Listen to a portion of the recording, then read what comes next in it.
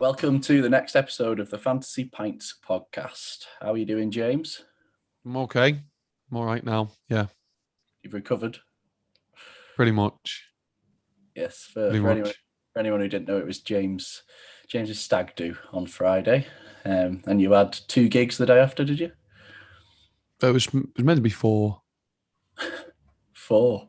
Yeah, it was supposed to be 4. How many did you actually do? 2. Right, okay. And were they a struggle?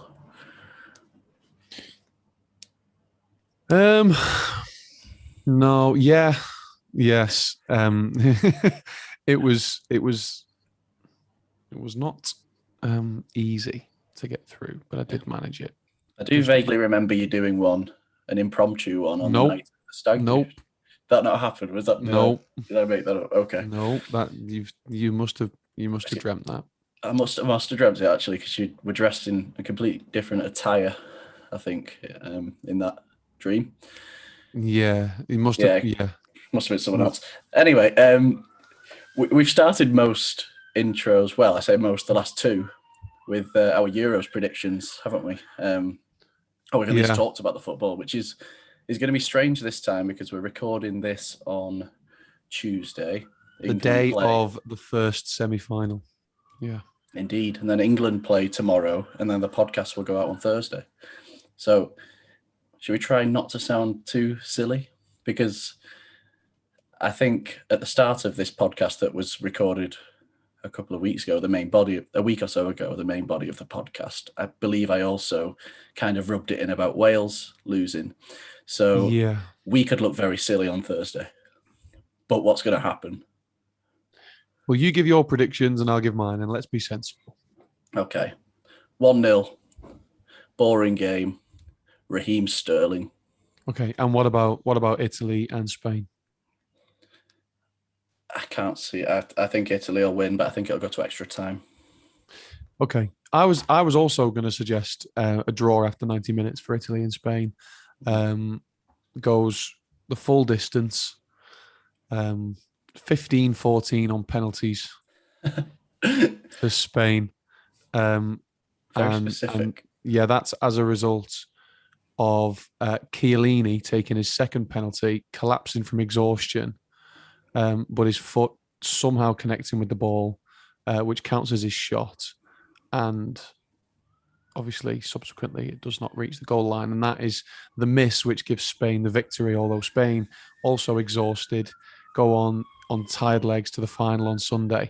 England and Denmark, I'm going to say a challenging but relatively comfortable 8-0 win. For Denmark? For England, it's coming home, mate. Okay, yeah. Well, I'm trying not to get too ahead of myself, but I do still believe. Genuine prediction, I think it's probably going to be a draw after full time. I think Italy-Spain will be decided on penalties. I think England are probably going to beat Denmark 2-0. I'm hoping we keep a clean sheet again. Yeah, well, that would be nice. And then a big game on Sunday, obviously. Which will obviously, I think, will be the toughest of the tournament. A lot of people are assuming it's going to be an Italy-England final, but as we've said before on this, it's been a bit unpredictable. So we'll find out soon. So we will. We can discuss all of the above in the intro to next week's pod, which I'm now thoroughly looking forward to. We can indeed. We're joined this week by a voice actor, an impressionist who I've admired for a very long time now, Scheiffer Bates. So you weren't actually on this podcast, were you, James? You're only here for the intro and outro, sadly. Unfortunately, I'm sure my absence will be noted. And I do apologise. Unfortunately, it was just impossible with scheduling for me to be able to be involved in the recording of the pod with Scheiffer, as myself and Scheiffer, clearly equally busy men. So albeit at different times. So we obviously couldn't turn down the opportunity to get him on the pod, and that sadly meant I had to miss out, which I'm deeply gutted about. However, you have listened back, you enjoyed it. Yeah, it was fantastic. It was absolutely brilliant. Listeners are in for a treat. So should we start it? Let's get him in. And we're joined this week by another special guest. It's voice actor and impressionist Scheiffer Bates, pumping the air as we introduce him. How are you doing? Not bad, mate. Not bad. But as we were saying before the podcast started, and you mentioned Wales, and I didn't want to talk about it. I'm feeling good. Apart from that drubbing drumming we had from Denmark the other day, but it could. It's a great story for them as well with the whole thing that's going on with Ericsson. But yeah, I think not feeling too good. No, I think a lot of it was people were saying it's that everyone's second team, isn't it now, Denmark? So it's kind of Like, I'm not gonna sound too bitter, but I will sound bitter at the same time. I think the referee was a great player for them, but there's no excuse. They were just a better team, really. They were the better team.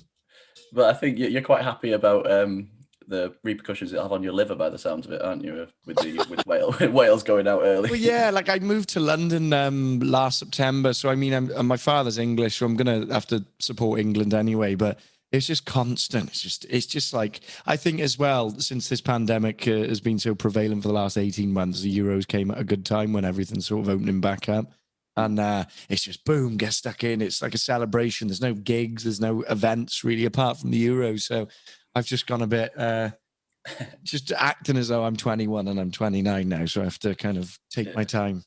It's got to be done. We only come around every couple of years, and even less for Wales. So exactly. Yeah, I was dreaming of us having a similar tournament run to 2016, but no, not happening.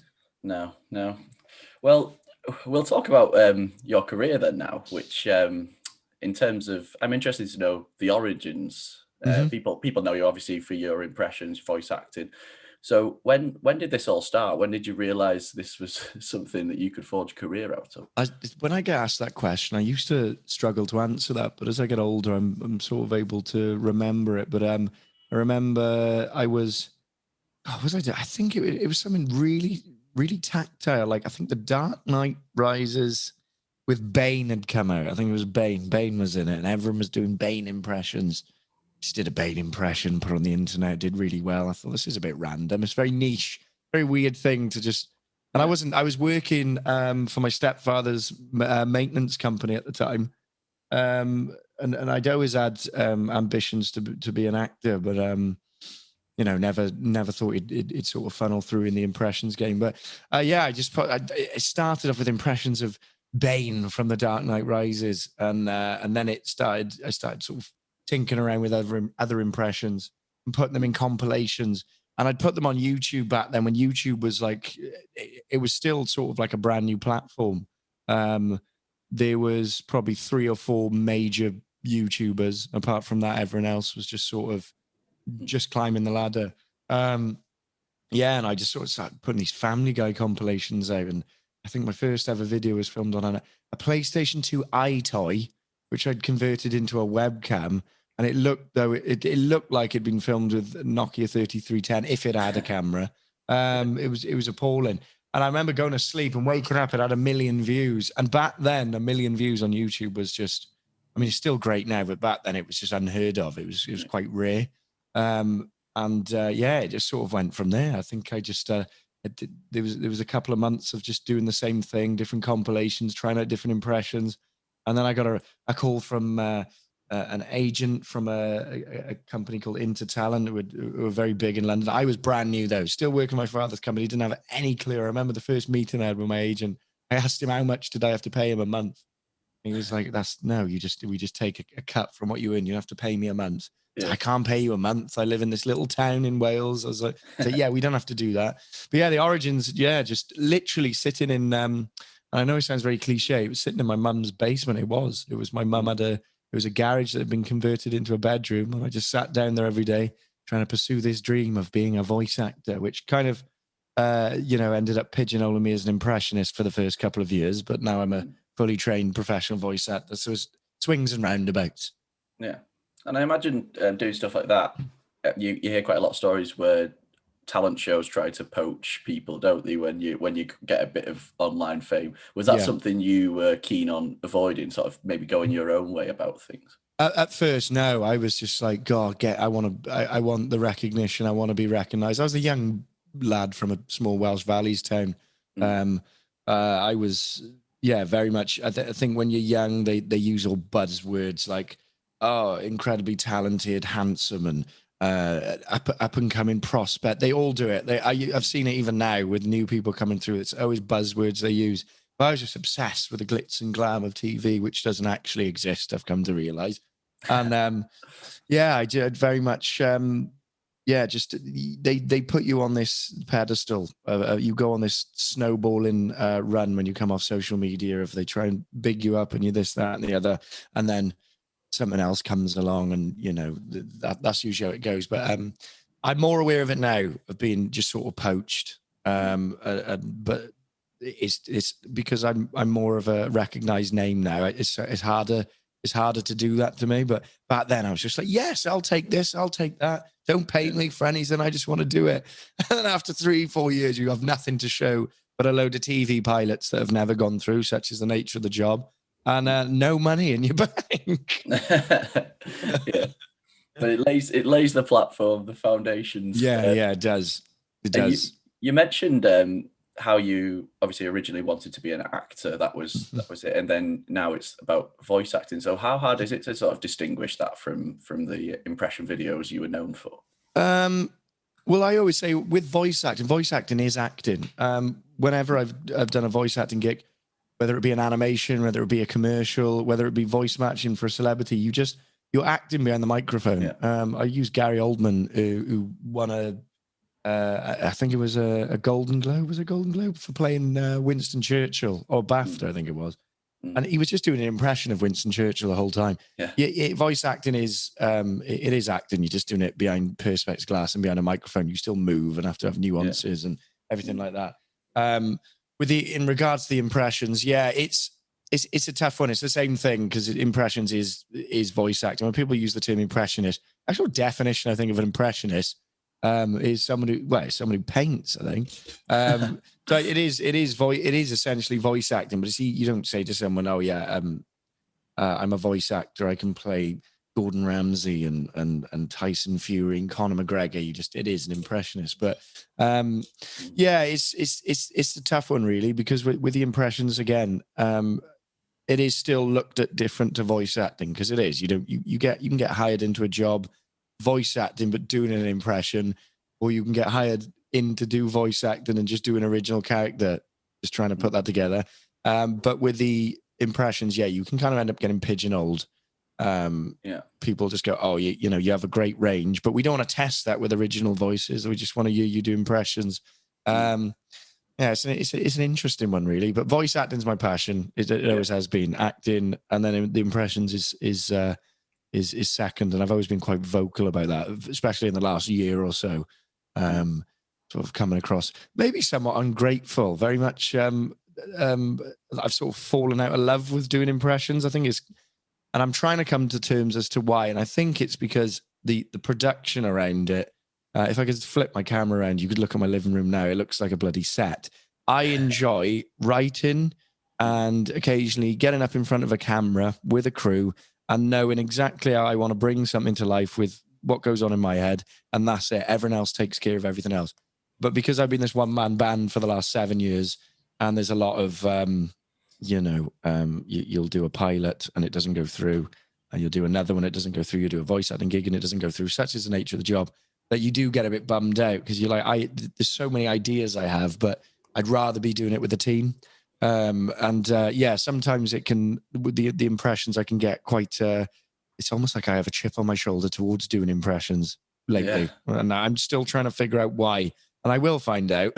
I'm still just trying to figure it out. It sounds to me like if I make a music equivalent, it sounds a bit like the Arctic Monkeys, how people, they kind of want to distance themselves from their early work. You've just absolutely nailed that. That's exactly what my friend said to me the other day. Exactly what my friend said. When you look at AM, for example, and Suck It and See, and then you look at the newer albums, Tranquility Base and Casino. I can't remember what it is. And everyone was like, oh, it's terrible. They should be writing songs about drinking flagons of White Lightning in the park again. And but they can do that because they've earned the right to do what they do. But yeah, it is like that. It's as if doing impressions now is people singing my one hit that I've had 8 years ago. But no, I got to be grateful for it. I do. And I am very much grateful. I just need to sort of get some self-awareness, I guess. And in terms of when you just spoke about pilots and things maybe not going through, have you had to develop a tough skin, or is that something you've always had, do you think? Definitely. I think the internet is one byproduct I'll take from the internet is becoming more Teflon from that. Originally, I used to read every comment, and anything bad I take to heart because I didn't have the I didn't have the logic to realize that in this world, not everyone's going to like you, and that's the truth. I mean, unless you're Robin Williams, I don't know anyone who disliked that man. I used to take everything to heart, and then as I got older and realized, God, there's just people who don't like you, and there's people who will waste energy on disliking you in their living rooms, going out of their way to hate on you.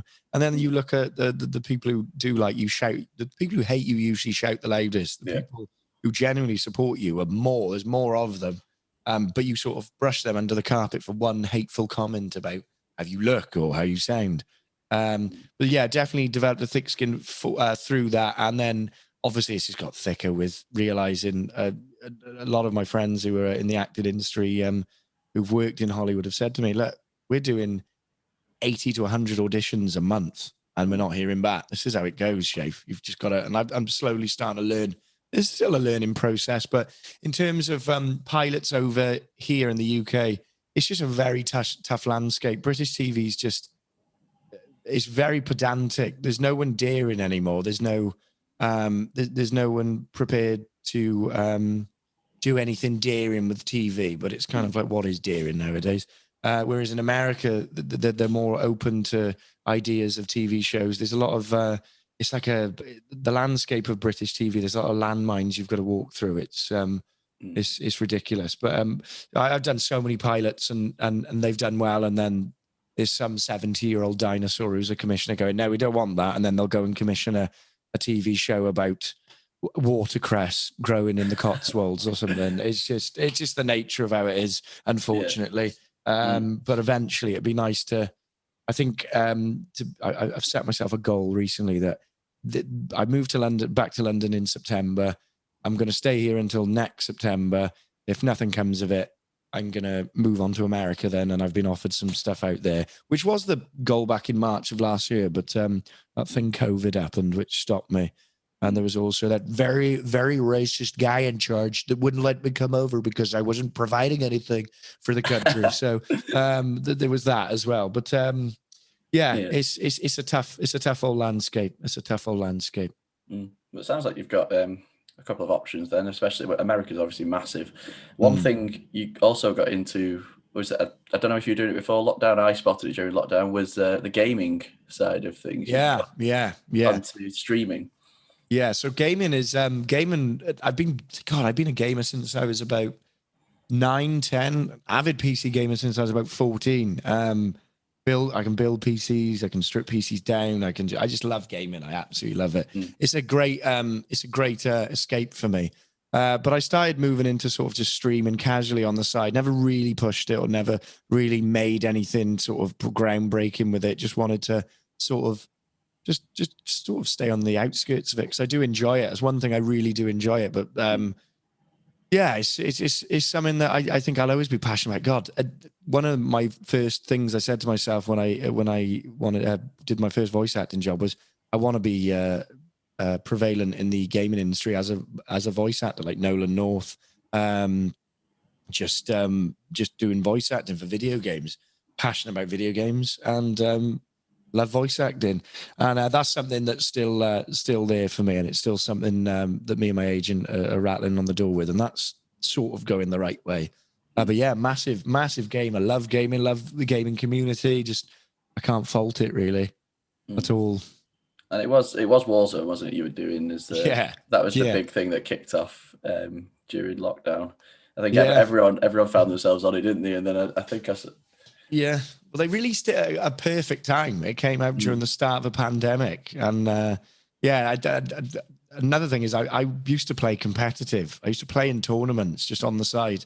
And no one would ever know. I wouldn't advertise, just play tournaments for money, for Amazon, Twitch Rivals tournaments, things like that. And I adore it. But yeah, Warzone definitely came out at the right time, right at the start of the pandemic. Otherwise, if that game come out today, no offense to Activision, but every offense to Activision, I don't think it'd take off as well as it did, because the state of that game is ridiculous. It's unbelievable. Yeah. And you've also tried your hand at podcasting as well. You do have your own podcast, don't you? Was that something with pre-pandemic, or was that another thing you had to find yourself? Yeah, I did a podcast with a friend of mine called Elro in a bar in Cardiff, my friend's bar, and that went really well. But then he was offered some work somewhere, I think, and then it just sort of he was going through some struggles mentally with himself, as was I, and it just kind of fizzled out. We couldn't find the time, and then I had to bring my production crew in to film it all the time, and it was he wasn't working, and there was a lot of I had to sort of dip in and out of my finances to shoot a podcast every week. Became very expensive, and we were like, God, how do these YouTubers do it? Well, they get sponsors. So we left it, and then I started another podcast, which was great. We got 4 episodes in, then COVID happened, so we couldn't meet up, couldn't film. I bought a studio, everything in Cardiff to film that. It was great. But then COVID happened, and then it stopped, and then I was like, right, this is ridiculous. Then I moved to London, and then my co-host lives in Cardiff, so we're still trying to. Now that everything's finally coming to an end, we're trying to gauge now how we're going to go about doing it. And we've got a great plan together, and potentially a production company to sponsor it. So we're just trying to work out now just where we're going to do it, and if we can film it in the studio, get the budget to do it. But a podcasting, absolutely enjoy, love it, absolutely love it, because you just get to rant and be yourself. Outside of the impressions, just get to be yourself. Like this, you just get to talk. It's nice. Yeah, right. Get to ramble on. Obviously, there was a few questions I wanted to ask you as someone who, as you said before, will always get asked to do impressions. So, what's the ones you get like the most that maybe you're kind of in the back of your mind a bit sick of doing now? Is that the case, or? Oh God, yeah. To be fair, I'm shooting myself in the foot by saying this, because I do milk the character. I love doing Gordon Ramsay because it's just a really expressive impression to do, and it's easy because he follows me now, and he always interacts with the videos I do of him, so it's easy to grow because he's constantly interacting. But on the flip side, I'm sick of doing it. I'm just because it's again swings and roundabouts. In the last 5 years, I really blew up on the back end of Game of Thrones. And I remember getting so sick of doing Game of Thrones impressions, but it was great. It was doing good things for me. And then I started doing Peaky Blinders impressions. And then it was, Peaky Blinders guy. Prior to that, it was Game of Thrones guy. And then Conor McGregor was more of a prevalent thing. I started doing that a lot. And then it was, the guy who does McGregor. And then now it's Gordon Ramsay, man. So I just realized that's the nature of it. Whatever becomes the next big thing, probably the next Game of Thrones prequel, House of Fire and Blood, I think it is. I'll jump straight on that, because Game of Thrones was a massive part of my career. Had some great opportunities with that, so I'll jump on that. But I love doing Gordon Ramsay, but also I hate it because it's like I've got an arsenal of impressions, and then people just go, "Yeah, but do Gordon Ramsay." It's like, oh God, come on. I love it and hate it, but not in the sense that I tell someone no. Yeah. It's just I'm like, oh God, this again. Jesus, I've really shot myself in the foot here. Yeah. And on the flip side, then, is there any that you'd love to do that maybe you've not quite mastered? That is that the case? Yeah. So I've always wanted to do Ricky Gervais, but I just can't. I cannot do him, and I admire Ricky Gervais for what he's done for British comedy. I think he's a pioneer for it, especially the mockumentary-esque side of comedy. I just can't do his voice. I just can't do it. And it's not the most impressionable of voices, to be fair. No. But it's just so I can't. I just cannot do it. And it annoys me. It really, really annoys me. Another one I've been working on lately is Elon Musk. And I just can't get that down, that South African / American it's bizarre. But then some days, for example, my Donald Trump used to be so bad. I couldn't do it for years. It was terrible. I was looking at some old videos of me doing Donald Trump the other day, and it was like, "Hello, everyone, I'm Donald Trump," and I was like, "Oh my God, and what is that? Is he having a stroke?" And obviously, I've refined over the years, and the nuances have just come to me. So it might be the same. Well, it should be. It's the same with any voice you do over years, and all of a sudden, your tone and intonation, everything changes. So. I think it could come around, but Ricky Gervais, I've tried for years. It just hasn't changed. It's just shit. And I'm going, right, that's not working. Leave it. Yeah. So you give it up on that one, or is there still a glimmer? Well, I don't like giving up. So maybe there is a glimmer of hope, but probably not. It's been years now. I just can't do it. Yeah. And another thing is, a lot of people do collaborations with one another, don't you? And I know you've done some. Is there sort of a dream collaboration that you'd like to do? Maybe in terms of acting as well as impression? Oh, right, yeah. A dream collaboration for me, which I have collaborated with for years, is Al Foran. He's my best friend, and it's a match made in heaven, because all the impressions he does have played roles with all the impressions I have done in movies. For example, he does Woody Harrelson, I do Matthew McConaughey.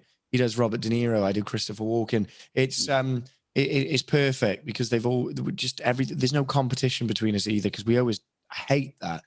Years ago, they used to try and pit impressionists against each other.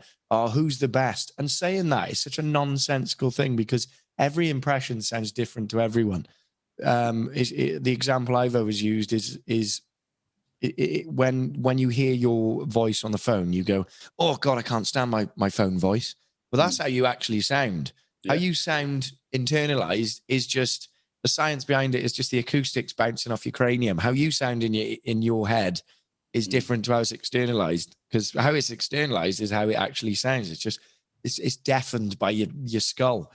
So doing impressions is always going to sound different to everyone. I might hear an impression from someone else where I go, "God, that's really bad," and 100,000 people go, "That's a really good impression." It's all subjective and perspective. So my dream collaboration would be with Al Foran on TV. I want me and him in America. I think it'd be great. I think it's the whole story of, a Brit and an Irishman. It's very much, they love that over there. But I think I'd love to work with Al Foran on our own show. In terms of acting, I'd love to work with another impressionist, Charlie Hopkinson, who's also a good friend of mine, does incredible Morgan Freeman. He's a bit more serious with his impressions. I'd love to work with him actually in like a biopic, playing someone. I don't know who I'd play, but I'd love to. Yeah. You mentioned sort of that being a serious side. So there is a whole other element to it, isn't it, when it's comedic impressions? Because it's not just about getting the voice right. There's then the challenge of getting sort of the script right, in a sense, isn't it? So how tough is that? That's a good question, actually, because I'm so much better at improv. Right. Like one of my idols, Robin Williams, and I'd never have the brain he had. He had a brain like a quantum computer, but I'm terrible at reading scripts. I'm really bad. Like, I don't know what it is. I can, if they went, just go and run with this character. If you understand the scene, can you run with this character? I can do it. The minute you give me structure, and a script, I'm terrible. If I was asked to read 2 sentences out, I'll go, right, okay. All right, I'm ready. Oh, shit. Sorry. And I'm like that for ages. And you see the camera crew going, God, Jesus Christ. Like with the serious side of it, script reading. I'm not advertising myself very well to any future director. I'm shit at reading scripts. No, I just get really. I think it's because my brain's just like a box of frogs. But the serious side of things is, it's an interesting question actually, because I want to get more involved with serious acting and voice acting roles. I'm always sort of pitched for comedic roles, but I love serious, like I love period dramas, anything war-based fantasy. That's more my creme de la creme. But obviously, because I've worked on social media and done a lot of my stuff based around comedy, because I do like making people laugh, that's sort of the go-to. But yeah, that's an interesting question. That So is that kind of your goals now to maybe delve into that market, or is it just for sure. Yeah, For sure, absolutely. I'd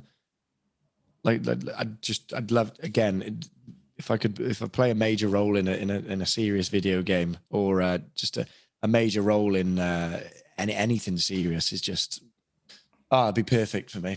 Comedy's great. Don't get me wrong. Comedy's great. It's your brain gets to tickle itself, but I love being serious because it's just I think it just totally takes away from the character of me as well because I'm always jokey. yeah. It's just nice to go down that road. Would it be 100%. possible to do them both, do you think, or do you think it's going to have to be a transition? Yeah, it definitely would be possible. But again, I don't know many actual incredible actors who've been able to do both. I mean, again, I keep referring to him, but Robin Williams has done serious and comedy. He was absolutely brilliant at it. Jim Carrey, another one who's done it. There's not a whole the people who can do comedy and sort of serious roles are geniuses in my eyes because you're able to just, you're always typecast.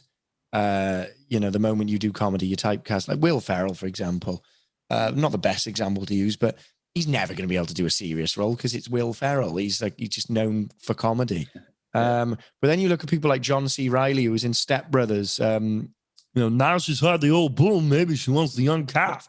He's an incredible serious actor, but also does comedy. He was in Gangs of New York. He's amazing.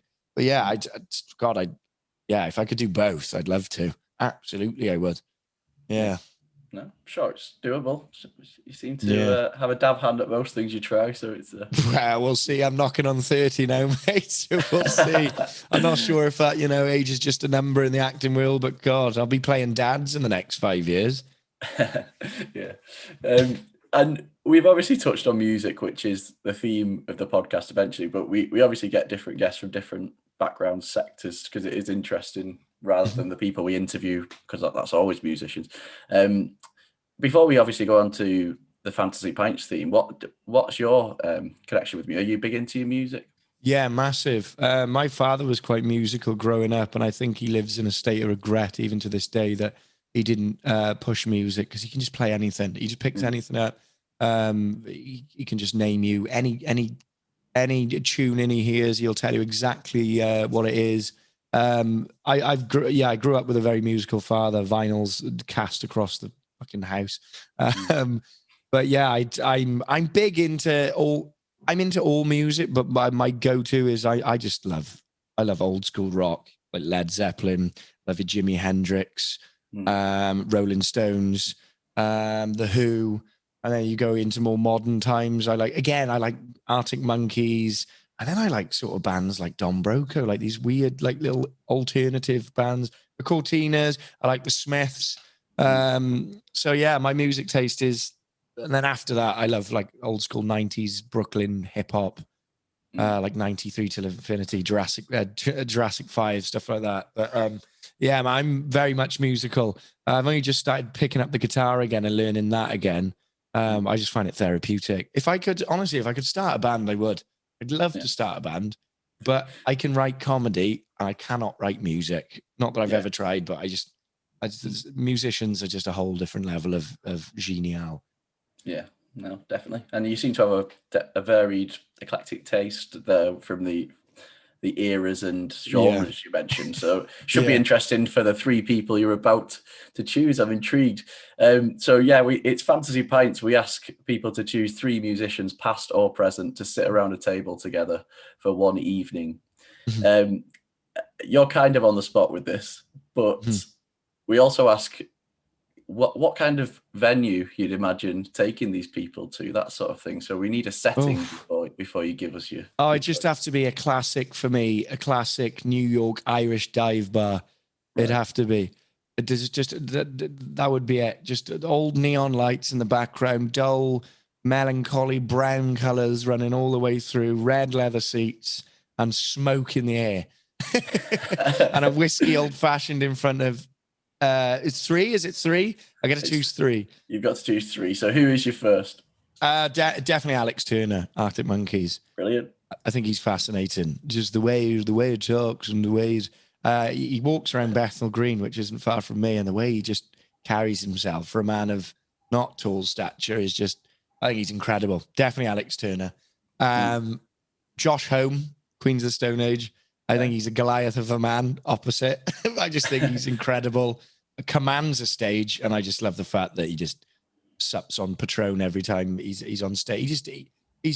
He'll go down as a Hall of Famer in the rock world, surely.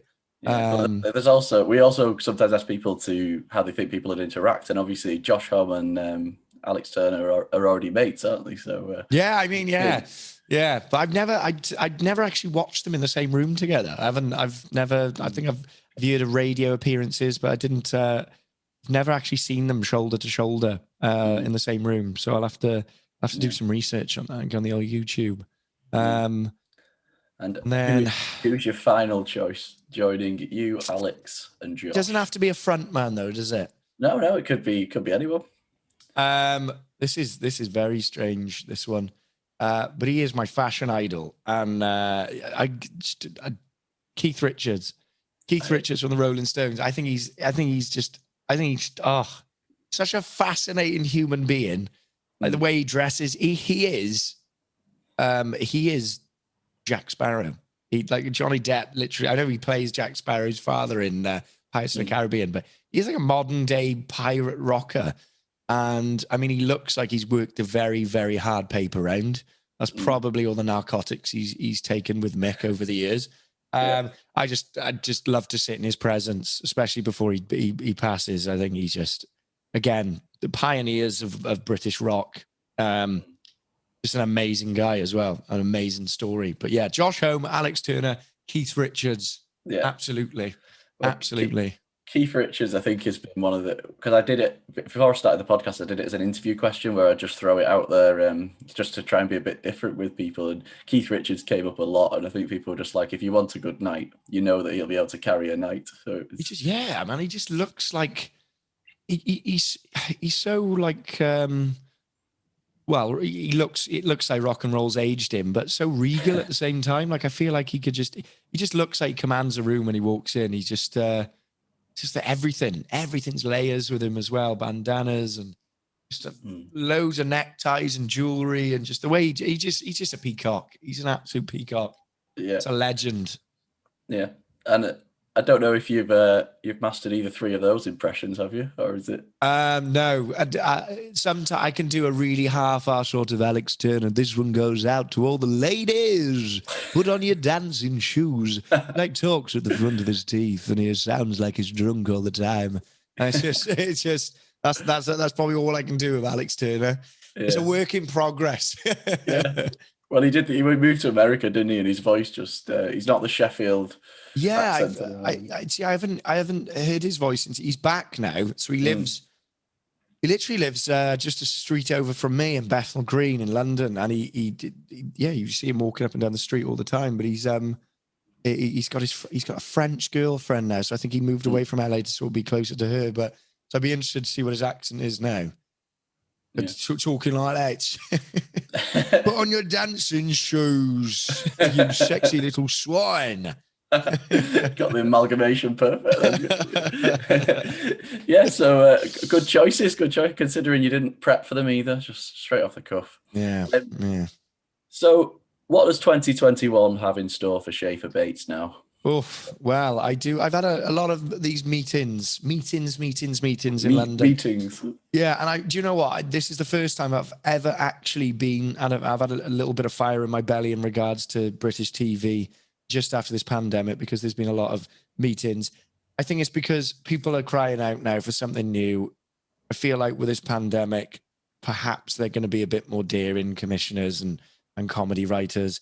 And there has been a lot more meetings. I haven't had this many meetings since I probably really blew up back in 2015.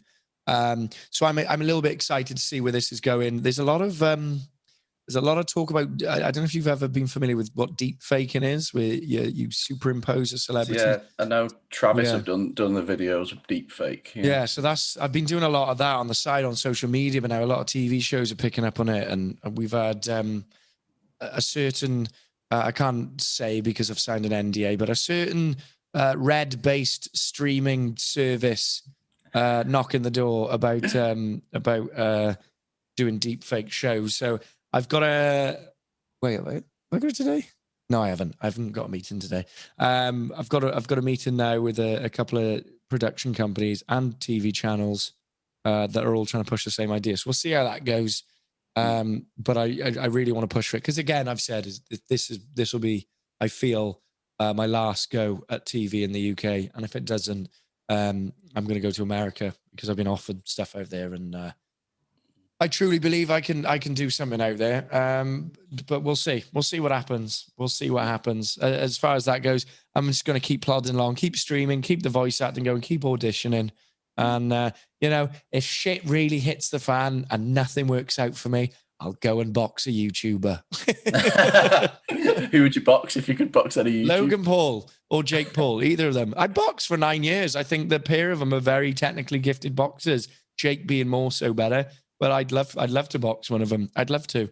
Not even for money. I just would, just to get a feel for them. I really would. Well, Logan would be getting a feel for you by the looks of the Mayweather thing. You just couldn't stop hugging him, could he? Oh, no. God, I know. Jesus Christ.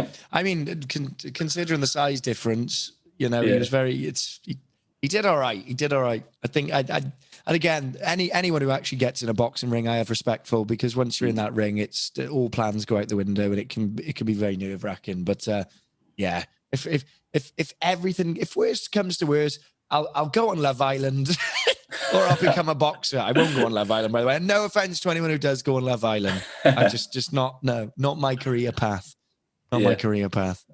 Yeah. What is your opinion on all, like, the YouTubers doing boxing and stuff? Because it is quite a divisive thing, isn't it? That you get. Yeah, I think it's actually good for the sport. It's bringing eyes to the sport. Nobody can deny that. Pay-per-view buys have been through the roof. But it's also offensive to boxers who have worked their arse off for years and have wanted the chance to fight Mayweather in a professional environment. And then Logan Paul, because he's got followers, comes along. I kind of empathize with these people. I feel it's like this. If I bust my arse off for the last 7 years doing voice acting and doing impressions, and there was a show that came around about, I don't know, deep faking Gordon Ramsay. And I'm known, and not to sound like like an arrogant knob, I'm known for doing Gordon Ramsay, and that's what I'm known for. Gordon Ramsay knows me for it. And then they just picked up someone off TikTok who's done the impression once, half-assed, and then they got to go on a show, and then they blew up. It'd be kind of like that. That's how I kind of feel with these boxers who've trained and put all this hard work in, and then they just don't get the opportunity. They get it pulled away from some guy with a blonde toupee on his head who's got a load of followers that he has worked really hard for. But it's different to working hard in the gym for years, putting your blood, sweat, and tears into it. So I kind of feel sorry for these guys. But it does bring eyes to the sport. And, they are actually putting the work into boxing as well, Jake and Logan. And they are actually taking it seriously. These events where they just get YouTubers together to box on the same card as actual professional boxers, I don't agree with that. I'm like, you go have a YouTube boxing event, which they do. Yeah. But don't put them on. I don't want to watch YouTubers. I want to watch professional, but I don't want to watch a bunch of middle-class guys swinging windmills at each other and then going back into their mansions for doing reaction videos. I don't want to see that. Go and do that in your own event. So yeah, that's my opinion on it. Yeah. Well, might see you in the ring in a couple of years then. No. Yeah. So I think obviously been brilliant. Thanks so much for coming on. No worries, man. And best of luck with obviously trying to get into the UK scene first. But if America is the route, then I think particularly with this thing you're doing, this type of stuff you're doing that's online, you'll have people, you'll have loads of people over there surely anyway that know about you.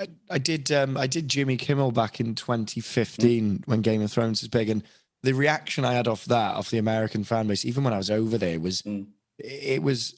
I'm a very introverted character, and I find fame to be quite a shallow word, but also like I find it terrifying. Even when I was sort of doing big things years ago, I used to terrify me. People coming up to you in the street and can I have a photo, and people, crowds of people around you. I thought, oh God, why? But in America, they're so different. There's no levels of fame there. There's just fame. There's no, you're TikTok fame, or YouTube, you've seen you on. It's their culture. They live, they eat, sleep, and breathe Hollywood.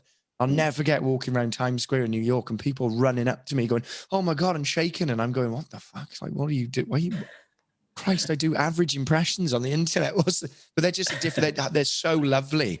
Oh my God, God, we're rooting for you. Whereas over here, they're like, they'll grab you on the street. Not everyone, it's a bit of a generalization. You'll get like big lads will grab you on the street and go, "Oh, it's that guy does exercise. Oh, come in, my bird loves you. Come in." You're like, "All right, mate, Jesus Christ, get off." No boundary over there. It's just kind of like there is a respect for you. I don't want to sound like a tosser, but there's a respect for your craft over there.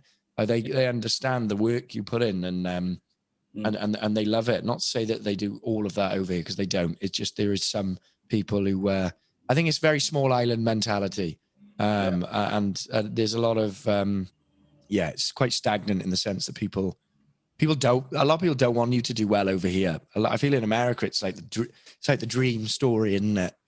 Oh my God, he reached his dreams. Kind of as much as we laugh at it, I enjoy it. But it means I'd have to live in America, and New York is my favorite city on the planet. I've been there ample times. I absolutely love it. Every time I leave, it's like leaving a girlfriend who doesn't want to be with me anymore. It's sad. It hurts my stomach. That's the only thing that puts me off is if I ever had to live in LA. That's not for me. It's not my, right. But it might be inevitable. Might be. Yeah. Well, that's what I was going to say, because the way you spoke about it, your admiration for America, obviously by the sounds of it, I was going to say, if it did kick off anyway in the UK with the acting that you're trying to go down, would it still be potential in the future, regardless?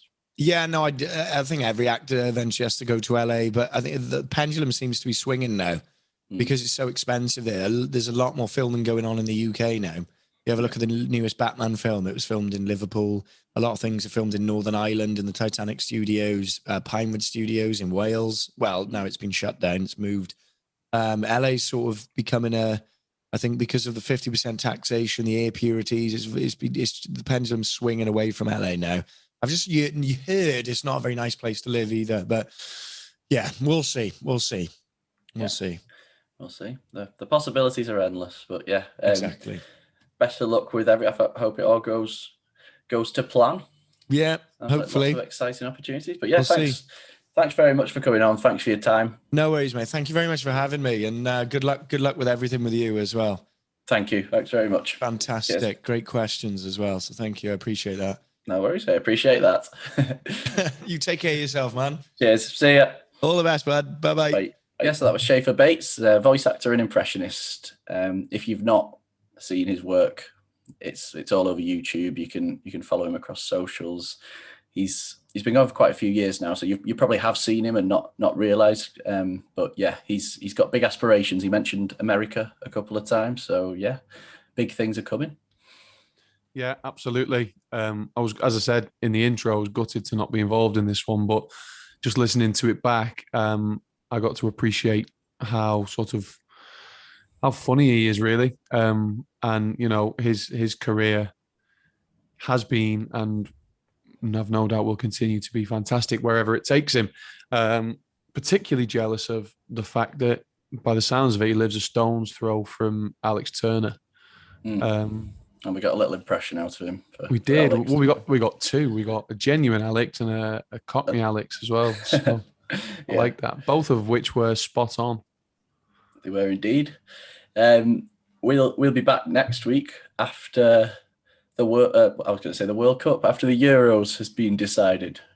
So the intro could be very somber, or it could be very jubilant.